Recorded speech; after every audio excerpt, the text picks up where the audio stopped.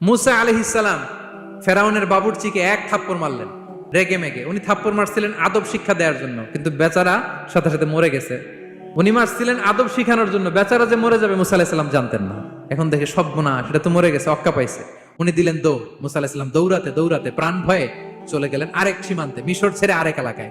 যে দেখে কিছু লোক ধাক্কাধাক্কি করে তাদের উটগুলোকে পানি খাওয়াচ্ছে, আর দুইটা মেয়ে পাশে চুপ করে বসে আছে। উনি বুঝতে পারলেন মেয়েগুলো ইয়াং ছেলেদের সাথে ধাক্কাধাক্কি করে টিকতে পারবে না। উনি এগিয়ে গেলেন, বললেন তোমরা পানি খাওয়াবো ওটদেরকে? হ্যাঁ খাওয়াবো, আসো। উনি ওটগুলো নিয়ে সবাইকে সরিয়ে পানি খাইয়ে দিলেন, মেয়েরা চলে গেল।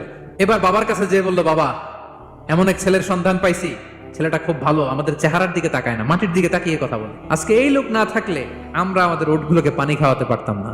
আর ভিনদেশী লোক আমরা চিনিও না। ইন্না খায়রা মান ইস্তাজারতাল কবিয়ুল আমিন। বাবা কাজ করেন, আমাদের তো রাখাল লাগবে, আমাদের দেখভাল করার জন্য তো একজন সুপারভাইজার দরকার, এই ছেলেকে আপনি কাজে রেখে দেন।